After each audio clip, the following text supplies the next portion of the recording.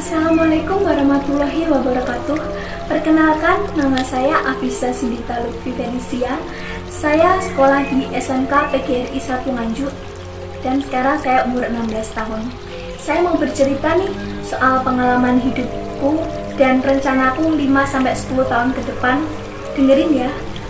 Sejak kecil aku sering berimajinasi. Aku punya kecenderungan mengembangkan sebuah ide, terutama ide untuk mandiri dan bekerja keras.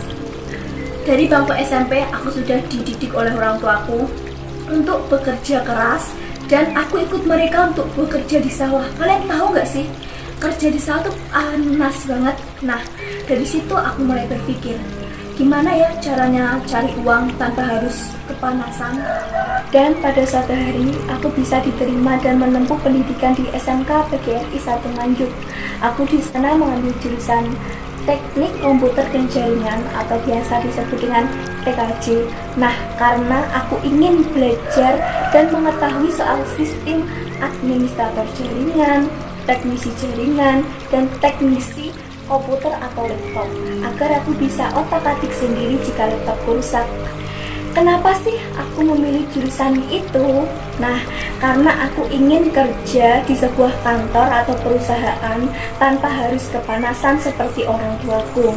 Di era informasi sekarang ini, banyak lulusan TKJ atau Teknik Komputer dan Jaringan sangatlah dicari oleh perusahaan atau kantor. Hampir semua perusahaan atau kantor membutuhkan seorang operator, teknisi komputer, maupun teknisi jaringan. Maka kalian hobinya sama kayak aku, wajib banget masuk di TKJ ini. Hidupku lebih banyak dipenuhi dengan hal-hal yang nyata daripada hayalan. Sampai pada suatu hari aku dihadapkan pada situasi pilihan. Aku ditanya oleh bapak guru, "Sa, apakah kamu memiliki rencana untuk 5-10 tahun ke depan?" Aku jawab, "Ya, tentu saja Pak." Beliau bertanya, "Maukah kamu memberitahu saya tentang itu?"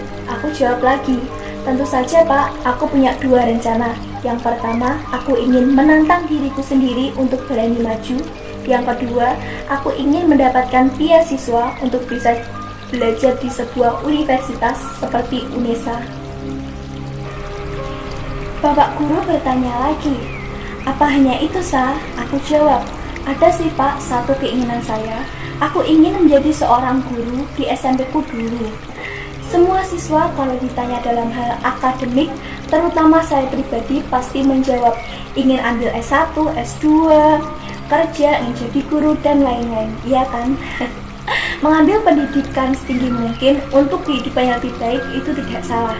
Bukan hanya sekedar menulisnya saja, bahkan mengambilnya dalam 2 poin penting, yaitu program jangka panjang dan program jangka pendek.